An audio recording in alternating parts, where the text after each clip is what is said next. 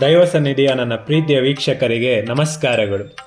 ಇಂದಿನ ನಮ್ಮ ಕ್ಷೇತ್ರ ದರ್ಶನ ಕಮ್ಮಸಂದ್ರದಲ್ಲಿ ಇರುವ ಶ್ರೀ ಕಂಬದ ಲಕ್ಷ್ಮೀ ನರಸಿಂಹಸ್ವಾಮಿ ದೇವಾಲಯ. ಈ ದೇವಾಲಯಕ್ಕೆ ಹೋಗುತ್ತಿದ್ದಂತೆ ರಾಜಗೋಪುರವು ಭವ್ಯವಾಗಿ ಕಂಗೊಳಿಸುತ್ತದೆ. ರಾಜಗೋಪುರದ ಮುಂದೆ ಶ್ರೀ ಆಂಜನೇಯ ಸ್ವಾಮಿಯ ಗರುಡಗಂಬ ಅದ್ಭುತವಾಗಿ ಕಾಣುತ್ತದೆ. ಈ ದೇವಸ್ಥಾನಕ್ಕೆ 1500 ವರ್ಷಗಳ ಇತಿಹಾಸವಿದೆ. ಬಹಳ ವರ್ಷಗಳ ಹಿಂದೆ ಈ ಪ್ರದೇಶವು ದಟ್ಟ ಅರಣ್ಯದಿಂದ ಕೂಡಿರುತ್ತದೆ. ಇಲ್ಲಿ ಒಂದು ನದಿಯೂ ಸಹ ಹರಿಯುತ್ತಿತ್ತು ಎಂದು ಹೇಳಲಾಗುತ್ತದೆ. ಆಗ ಒಮ್ಮೆ ಅಗಸ್ತ್ಯ ಮುನಿಯವರು ಇಲ್ಲಿ ಸಂಚಾರ ಮಾಡುವಾಗ ಈ ಪ್ರದೇಶದಲ್ಲಿ ಒಂದು ದಿನ ತಂಗುತ್ತಾರೆ ಮತ್ತು ತಪಸ್ಸನ್ನು ಆಚರಿಸುತ್ತಾರೆ. ಮರುದಿನ ನದಿಯ ಬಳಿ ಸ್ನಾನ ಮಾಡುವಾಗ ಅಲ್ಲೇ ಸ್ವಲ್ಪ ದೂರದಲ್ಲೇ ಕಂಬದ ರೂಪದಲ್ಲಿ ಶಿಲೆ ಒಂದು ಕಾಣುತ್ತದೆ. ಮುಂದೆ ಸರಿದು ಸೂಕ್ಷ್ಮವಾಗಿ ಗಮನಿಸಿದಾಗ ಆ ಕಂಬದಲ್ಲಿ ಶಂಖ, ಚಕ್ರ, ಗದೆ, ನಾಮ ಮತ್ತು ನಾಲಿಗೆ ಇರುವ ಚಿತ್ರಣವು ಕಾಣುತ್ತದೆ.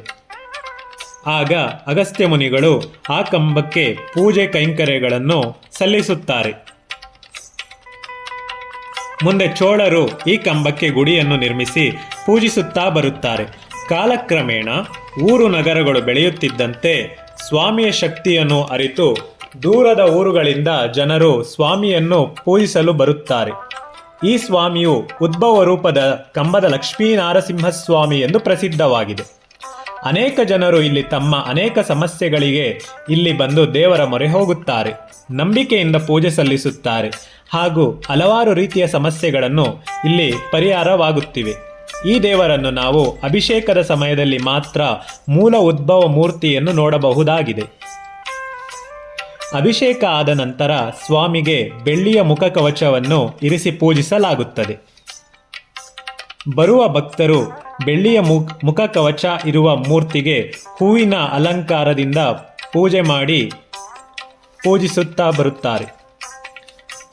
ಈ ಕ್ಷೇತ್ರದಲ್ಲಿ ಅಭಿಷೇಕ ಇಲ್ಲದ ದಿನ ಹೂವಿನ ಪ್ರಸಾದ ಆಗುತ್ತದೆ.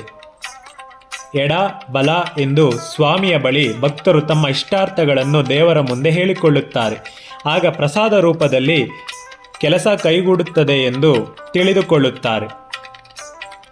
ದೇವಾಲಯದ ಆವರಣದಲ್ಲಿ ಒಂದು ತುಳಸಿ ಗಿಡವನ್ನು ನೆಡಲಾಗಿದೆ ಮತ್ತು ಶ್ರೀ ಆಂಜನೇಯ ಮೂರ್ತಿಯನ್ನು ಪ್ರತಿಷ್ಠಾಪಿಸಲಾಗಿದೆ ಹಾಗೂ ದೇವರ ಪಾದಗಳನ್ನು ಪ್ರತಿಷ್ಠಾಪಿಸಲಾಗಿದೆ. ದೇವಸ್ಥಾನದ ಮೇಲೆ ಶೀಟಿನ ಹೊದಿಕೆಯನ್ನು ಮಾಡಲಾಗಿದೆ. ದೇವಾಲಯದ ಸುತ್ತಲೂ ದೇವರ ಗುಡಿಯನ್ನು ಪ್ರದಕ್ಷಿಣೆ ಮಾಡಲು ಸ್ಥಳಾವಕಾಶವನ್ನು ಮಾಡಿಕೊಡಲಾಗಿದೆ. ಈ ದೇವಾಲಯದ ಪಕ್ಕದಲ್ಲಿ ನಾಗದೇವತೆಯನ್ನು ಪ್ರತಿಷ್ಠಾಪಿಸಲಾಗಿದೆ ಮತ್ತು ನವಗ್ರಹ ಗುಡಿಯನ್ನು ನಿರ್ಮಿಸಲಾಗಿದೆ. ಪಕ್ಕದಲ್ಲಿ ಅನೇಕ ನಾಗರ ಕಲ್ಲುಗಳ ಮೂರ್ತಿಗಳನ್ನು ಪ್ರತಿಷ್ಠಾಪಿಸಲಾಗಿದೆ. ಈ ದೇವಾಲಯದಲ್ಲಿ ದೇವರಿಗೆ ವಿಶೇಷ ಸೇವೆಗಳನ್ನು ಭಕ್ತರು ಮಾಡುತ್ತಾರೆ. ಅಭಿಷೇಕ ಸೇವೆ, ಉತ್ಸವ ಸೇವೆ ಮತ್ತು ಜಾತ್ರೆಯ ಸಮಯದಲ್ಲಿ ತೇರನ್ನು ಸಹ ಎಳೆಯಲಾಗುತ್ತದೆ. ಈ ದೇವಾಲಯದ ವಿಶೇಷತೆ ಮತ್ತೊಂದೇನೆಂದರೆ ಬ್ರಹ್ಮೋತ್ಸವವನ್ನು ಮಾಡಲಾಗುತ್ತದೆ. ಈ ದೇವಾಲಯದ ಮುಖ್ಯ ದ್ವಾರ ಪಶ್ಚಿಮಾಭಿಮುಖವಾಗಿ ಇದೆ.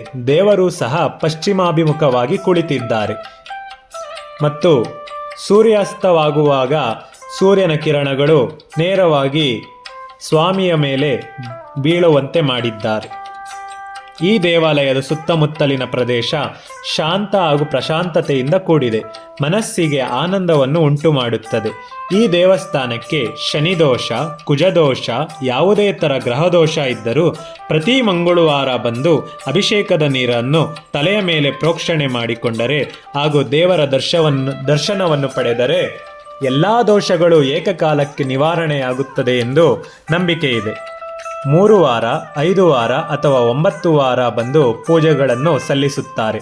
ಈ ದೇವಾಲಯದ ಪಕ್ಕದಲ್ಲಿ ಹೊಸದಾಗಿ ಕಾಮಧೇನು ಕ್ಷೇತ್ರವನ್ನು ನಿರ್ಮಿಸಿದ್ದಾರೆ. ಆ ಕ್ಷೇತ್ರಕ್ಕೆ ಹೋಗಿ ಶ್ರೀ ರಾಯರ ದರ್ಶನ ಪಡೆದು ಇಲ್ಲಿಗೆ ಬಂದು ಮೂಲ ನರಸಿಂಹನ ದರ್ಶನ ಪಡೆದರೆ ಅತ್ಯಂತ ಶುಭಕರ ಎಂದು ನಂಬಲಾಗುತ್ತದೆ. ಈ ದೇವಾಲಯದಲ್ಲಿ ಶ್ರಾವಣ ಹಾಗೂ ಕಾರ್ತಿಕ ಮಾಸದಲ್ಲಿ ವಿಶೇಷವಾಗಿ ಭಕ್ತರು ಹೆಚ್ಚಿನ ಸಂಖ್ಯೆಯಲ್ಲಿ ಬರುತ್ತಾರೆ. ಈ ದೇವಾಲಯವು ಬೆಂಗಳೂರಿನಿಂದ 46 ಕಿಲೋಮೀಟರ್ ಹಾಗೂ ನೆಲಮಂಗಲದಿಂದ 22 ಕಿಲೋಮೀಟರ್ ದೂರದಲ್ಲಿದೆ ಮತ್ತು ಜಾಲಹಳ್ಳಿ ಕ್ರಾಸಿಂದ 31 ಕಿಲೋಮೀಟರ್ ದೂರದಲ್ಲಿದೆ. ಇಂಥ ಪುರಾಣ ಪ್ರಸಿದ್ಧ ದೇವಾಲಯವು ಬೆಂಗಳೂರಿನ ಹತ್ತಿರ ಇರುವ ಕಮ್ಮಸಂದ್ರ ಎಂಬ ಗ್ರಾಮದ ದಾಸನಪುರ ಹೋಬಳಿ ನೆಲಮಂಗಲ ತಾಲೂಕಿನಲ್ಲಿ ಇದೆ. ಈ ದೇವಾಲಯಕ್ಕೆ ಮೆಜೆಸ್ಟಿಕ್ನಿಂದ ಬಸ್ಸುಗಳ ಸೌಲಭ್ಯ ಕೂಡ ಇದೆ.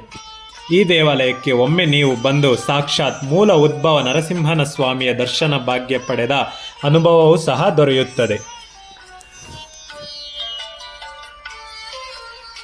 ನಮ್ಮ ಚಾನಲನ್ನು ಇನ್ನೂ ಸಬ್ಸ್ಕ್ರೈಬ್ ಮಾಡಿಲ್ಲವೆಂದರೆ ದಯವಿಟ್ಟು ಸಬ್ಸ್ಕ್ರೈಬ್ ಮಾಡಿ ಮತ್ತು ಬೆಲ್ ಐಕಾನನ್ನು ಒತ್ತಿ ಲೈಕ್ ಮಾಡಿ ಕಮೆಂಟ್ ಮೂಲಕ ನಮಗೆ ನಿಮ್ಮ